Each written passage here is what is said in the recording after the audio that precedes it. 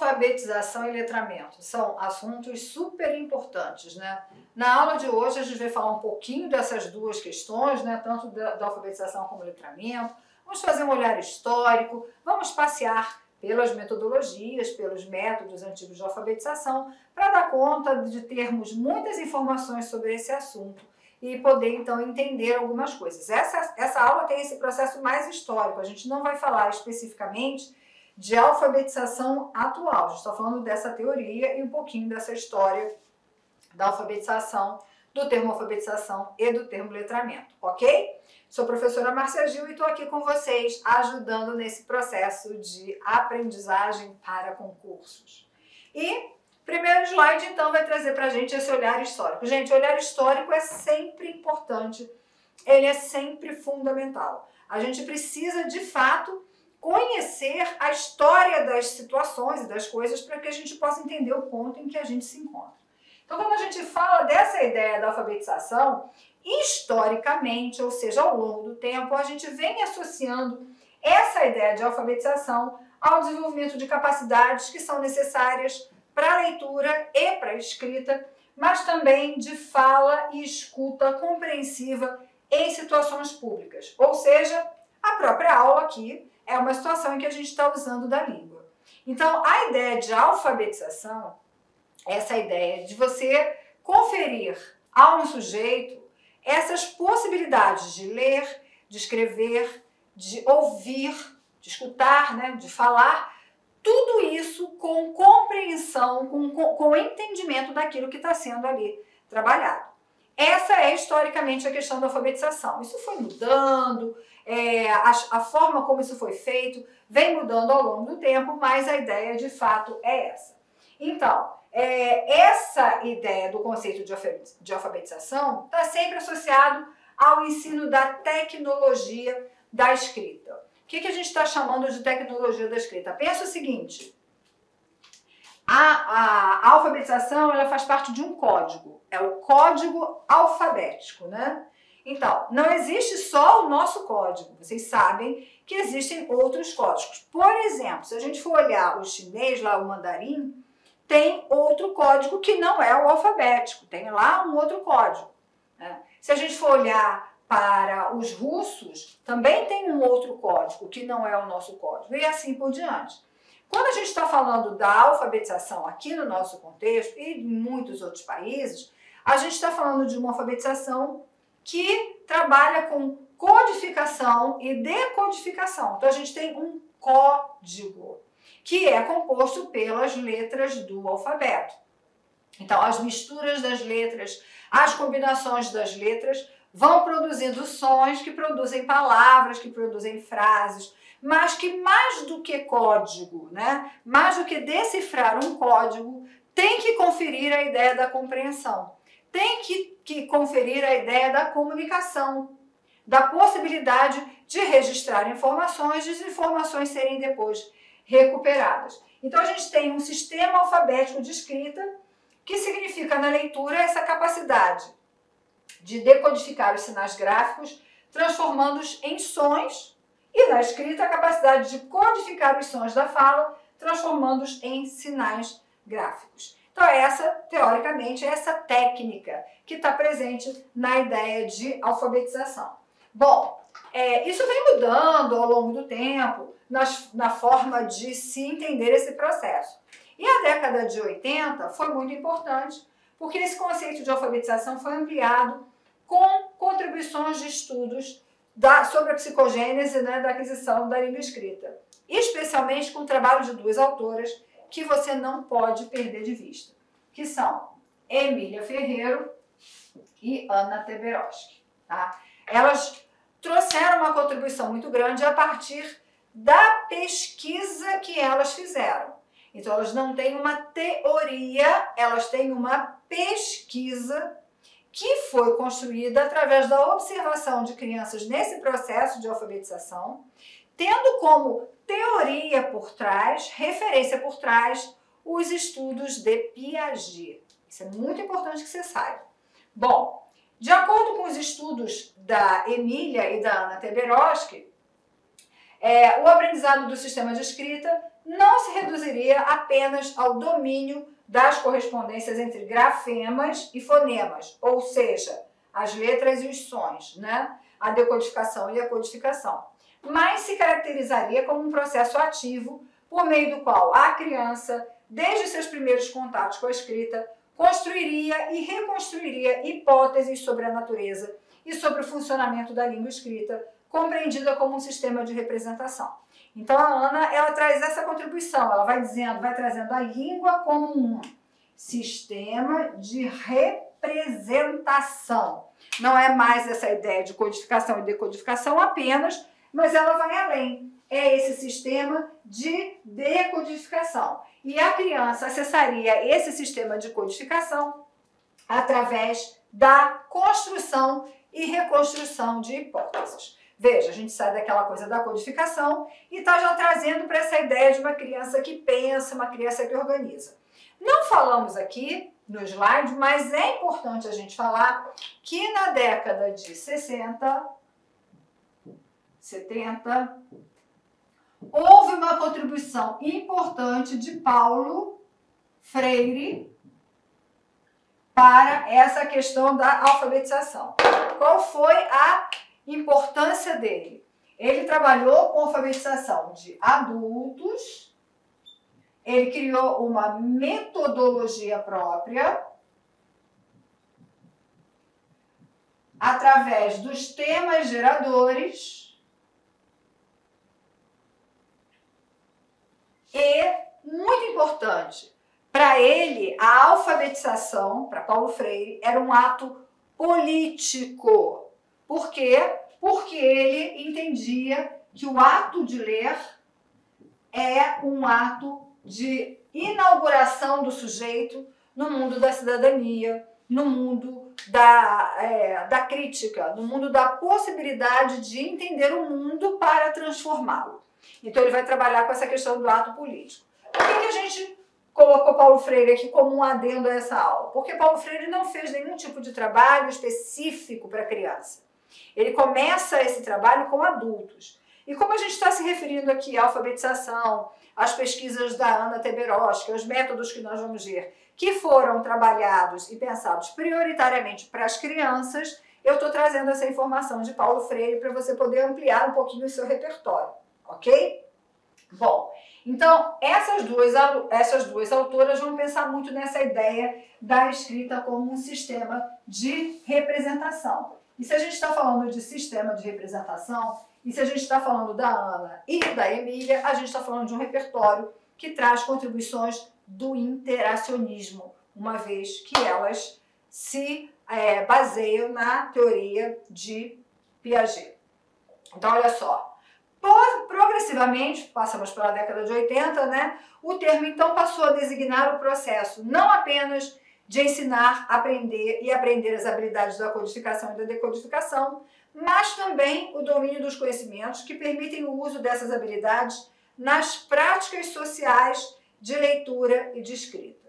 Então a gente começa a lançar e vai dizendo o seguinte, ó, não é só ensinar e aprender essas habilidades de codificação e decodificação, mas também pensar em habilidades nas práticas sociais de leitura e escrita.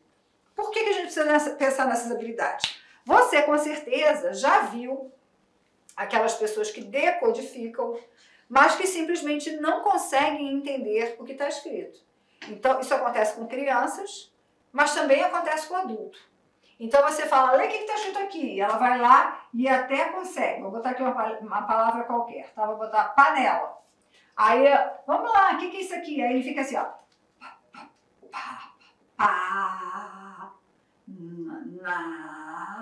Ele leva um tempão, ele vai falar, lá, ok. Agora junta tudo que você falou. E ele não consegue, ele volta. Né?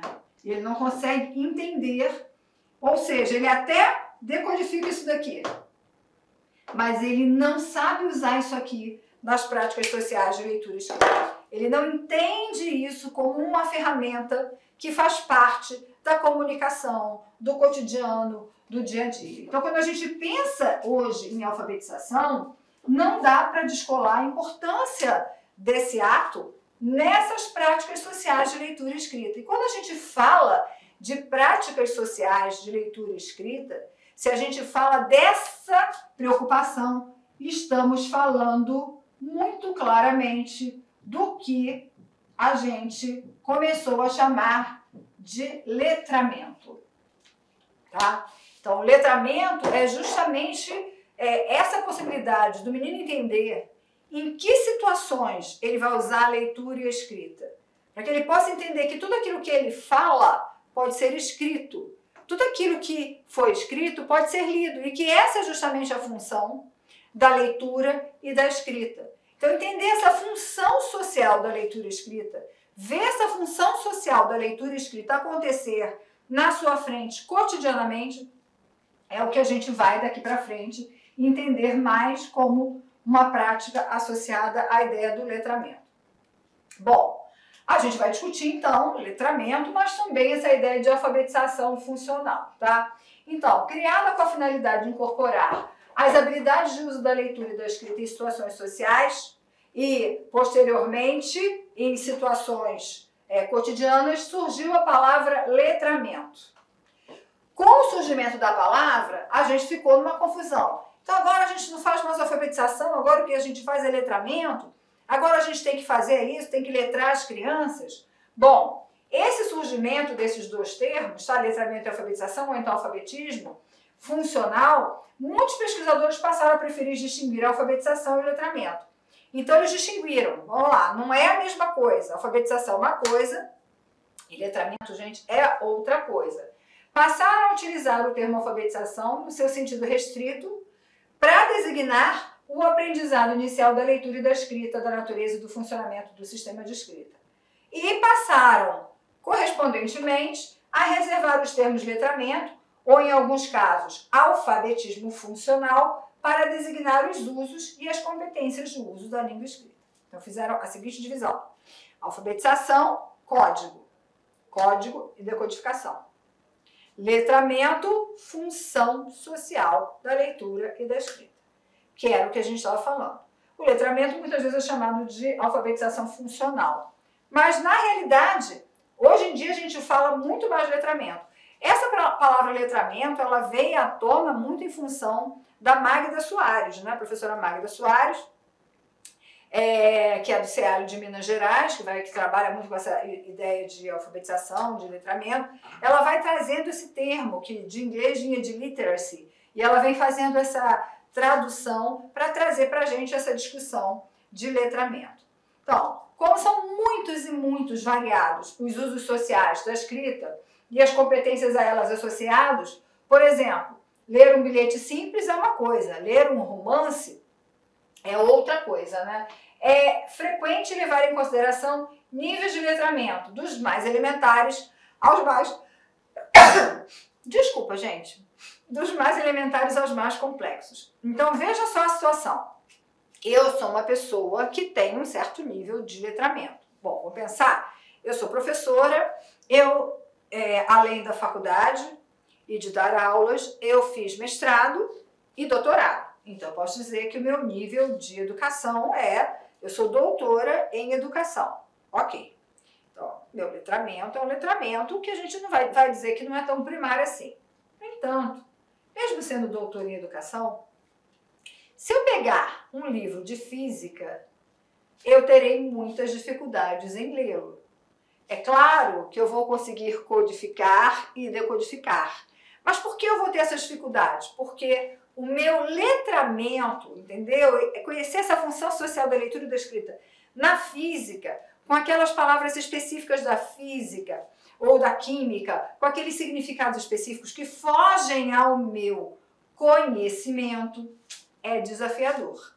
Então, eu não tenho um letramento que me permita ler com tranquilidade esse tipo de publicação.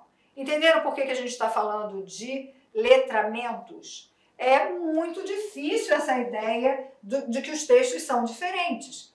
Então, é justamente essa ideia de níveis de letramento que a gente considera hoje importante. E isso é interessante porque isso traz para a gente essa ideia de que discutir alfabetização e letramento não é algo exclusivo dos professores dos anos iniciais do ensino fundamental ou da educação infantil, apresentando à criança o universo da leitura e da escrita. Não, não é. Isso faz parte do trabalho de todos os professores em todas as áreas de conhecimento e componentes curriculares. Porque na medida em que eu vou apresentando às crianças, dando acesso às crianças a esses conhecimentos, eu vou ampliando o repertório deles de letramento.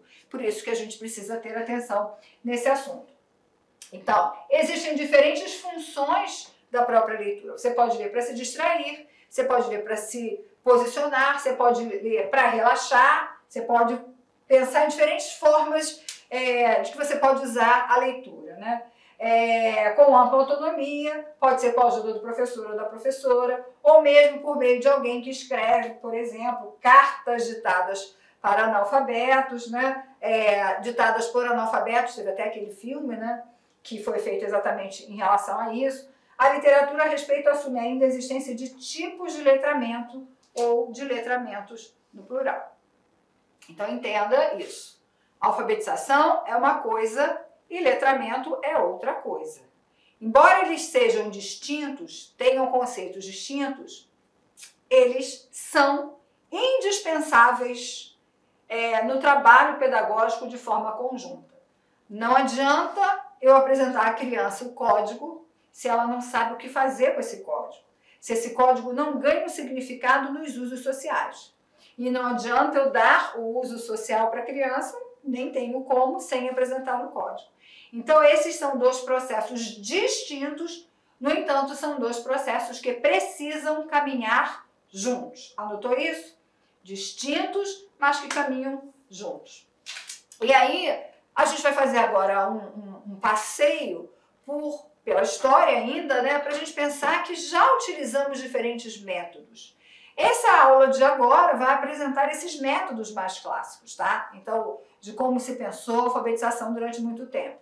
Não trata, nesta aula, dessas questões mais atuais, até porque a gente vive um repertório muito grande. Então, a gente tem políticas falando de alfabetização de outra forma, né? A gente tem posicionamentos teóricos distintos, a gente tem essa discussão sobre os gêneros textuais, mas este momento, como eu falei para vocês, é histórico e eu vou apresentar para vocês aqueles métodos que já foram muito utilizados e em alguns lugares ainda continuam sendo, tá? Então vamos lá, os métodos de alfabetização.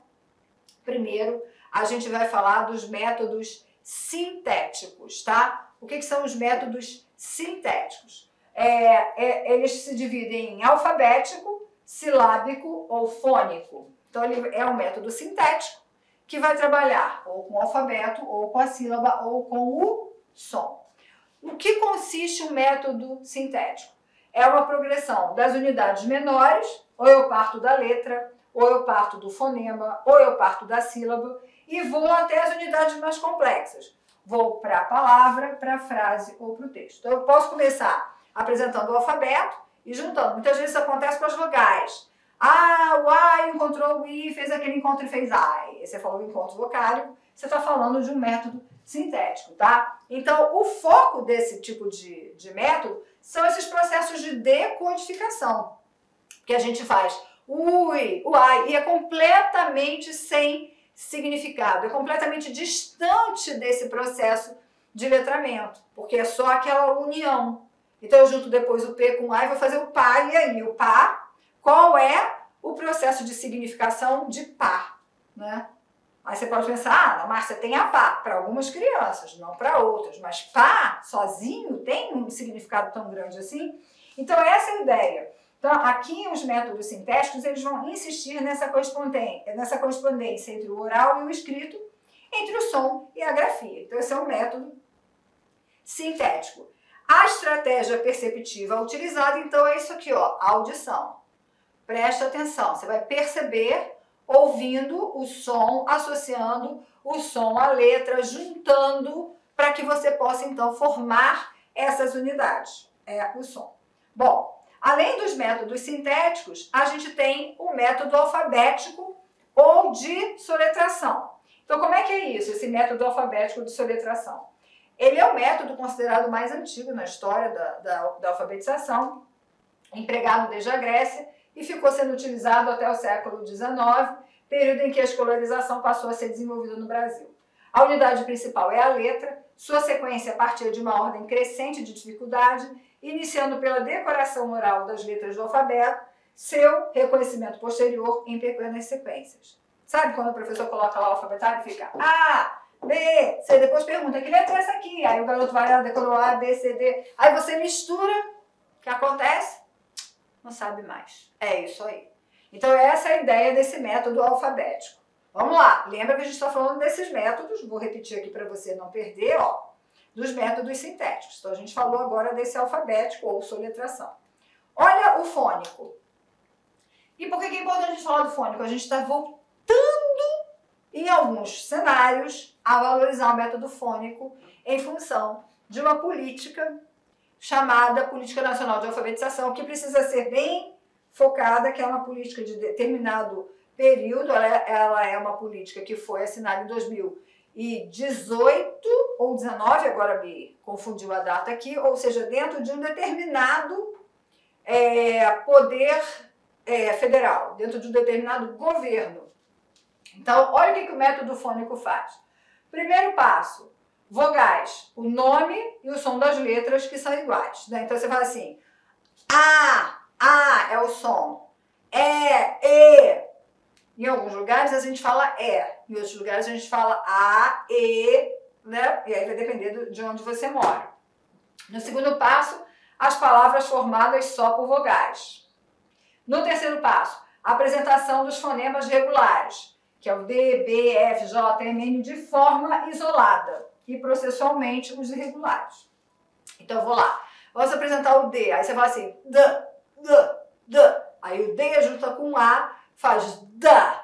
O D junta com E, faz D. Olá, meus amigos. Inicialmente eu peço desculpa para você, eu peço licença, pois interrompi seus estudos. Mas esse vídeo da Lá Concursos é um vídeo demonstrativo para todos aqueles que desejam fazer o concurso da Prefeitura de Barra do Bugres. É um vídeo demonstrativo para vocês conhecerem a qualidade do nosso curso. Gente, olha só, quer continuar assistindo essa videoaula? Você quer fazer o nosso curso completo? Cara, aqui é o melhor custo-benefício do mercado. Pode ter certeza disso, o melhor custo-benefício do mercado, tá certo? A partir de 10 parcelinhas aí de R$30, você vai estar estudando com a gente um curso focado na banca Selecom, onde nós temos grande experiência de condução dessa banca. Então vem estudar conosco, quer fazer a matrícula, tem um link aqui embaixo, pode clicar e vir estudar aqui na Lá Concursos. Forte abraço, tchau, tchau!